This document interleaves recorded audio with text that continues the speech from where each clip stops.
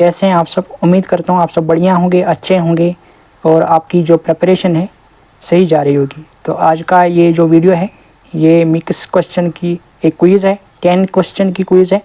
तो आप साथ साथ बनाते चले, देखते हैं आप कितने क्वेश्चन का सही से आंसर गेस कर पाते हैं। ठीक है, तो पहला ही क्वेश्चन जो है वो है hurry up, there is still work left to do. ठीक है, अब यहाँ पे देखेंगे आप वर्क को, आप देखेंगे तो वर्क क्या है, एक अनकाउंटेबल नाउन है। ठीक है, लॉट आ सकता था अगर एक लॉट या लॉट ऑफ होता तो हम एक सेकंड के लिए कंसीडर इसको कर सकते थे, लेकिन सिंपली हम अकेले लॉट तो यहाँ लगा नहीं सकते।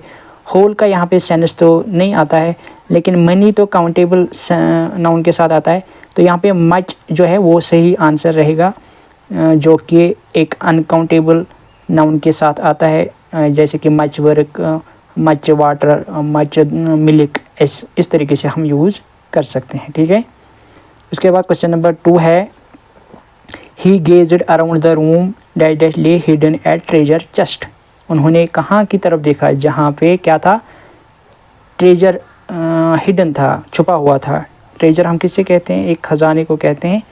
जो एक ख़जाना होता है उसे हम ट्रेजर कहते हैं। ठीक है, तो यहाँ पे उसने उस लोकेशन की तरफ देखा, एक पर्टिकुलर लोकेशन के साथ हम वायर इन का यूज़ करते हैं।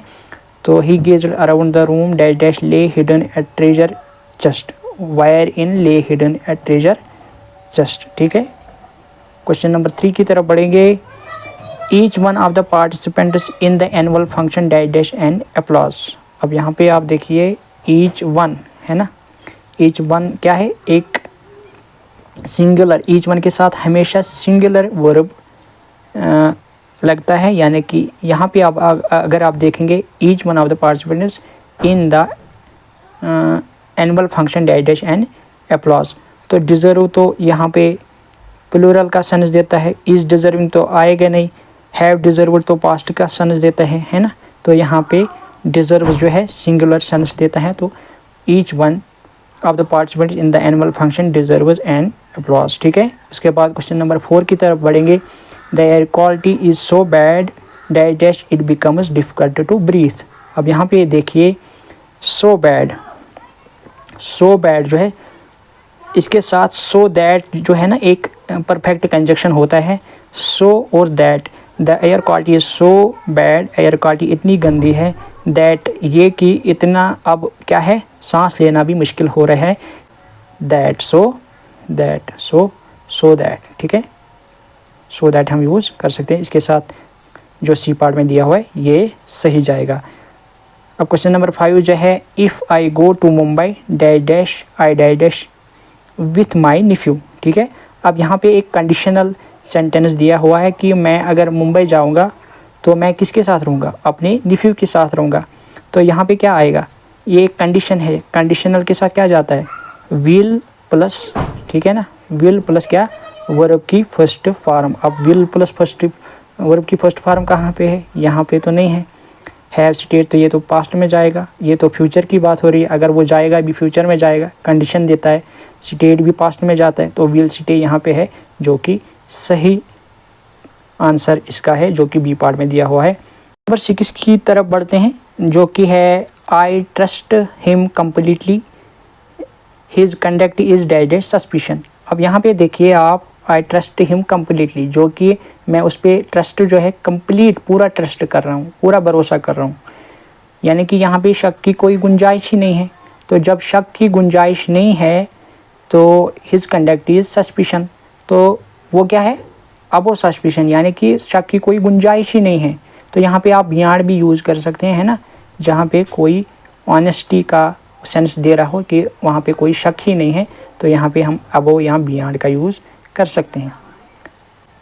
क्वेश्चन नंबर 7 जो है by this time tomorrow I dash the work assigned to me. अब यहाँ पे देखिए बाय दिस टाइम टुमारो, ठीक है ना, फ्यूचर पॉइंट की बात हो रही है, फ्यूचर पॉइंट ऑफ टाइम की बात हो रही है, यानी कि मैं इसको कर चुका होता, कल के सेंस की बात हो रही है, जो कि फ्यूचर की बात हो रही है। तो इसके साथ हम क्या हमेशा क्या करते हैं, विल और हैव डन, यानी कि विल हैव डन हम यूज़ करते हैं फ्यूचर पॉइंट ऑफ टाइम के लिए। उसके बाद क्वेश्चन नंबर 8 है जो कि है dash dash that thought I will be a great it will be a great idea someday, ठीक है ना। तो यानी कि ये थाट जो है आप इस पे बने रहो, ये आपके लिए कभी ना कभी तो कारगर होगा, किसी दिन कारगर होगा। तो इसके साथ हमेशा हम होल्ड ऑन टू बन यानी कि इस पे किसी चीज़ पे बने रखना, यानी कि कोई चीज़ रखना जो कि फ्यूचर में किसी एक कारगर साबित होगा, इसको हम कहते हैं होल्ड ऑन टू, ठीक है ना। क्वेश्चन नंबर 9 की तरफ बढ़ेंगे। Robin watched as the smoke dash dash steadily from the chimney. अब ये यहाँ पे टाइपिंग एरर है, इसको आप कट करेंगे, ठीक है, सॉरी। रॉबिन वॉचड, रॉबिन देख रहा था एज द स्मोक क्या, जब धुआं क्या स्टेडी फ्रॉम द चिमनी से निकल रहा था। हंग हो रहा था, नहीं हंग टांगना होता है, लेफ्ट की बात तो हो नहीं रही, वेंट तो नहीं हो रही। रोज़ यानी कि उठ रहा था कहाँ, ऊपर की तरफ उड़ रहा था ना, चिमनी से जब धुआं निकलेगा तो ऊपर जाने की बात होगी ना, तो रोज़ यहाँ पे सही आ जाएगा, ठीक है। अब क्वेश्चन नंबर 10 की तरफ बढ़ेंगे। The girl was dash dash as she was drenched in the rain, ठीक है।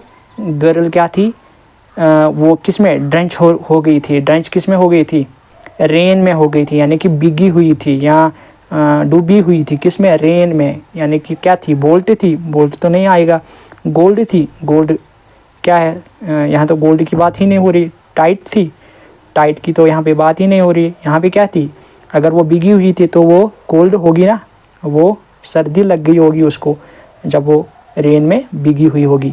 तो ये था आज का क्विज़। आपने कितना स्कोर किया आप वीडियो के कमेंट सेक्शन में ज़रूर लिखेंगे।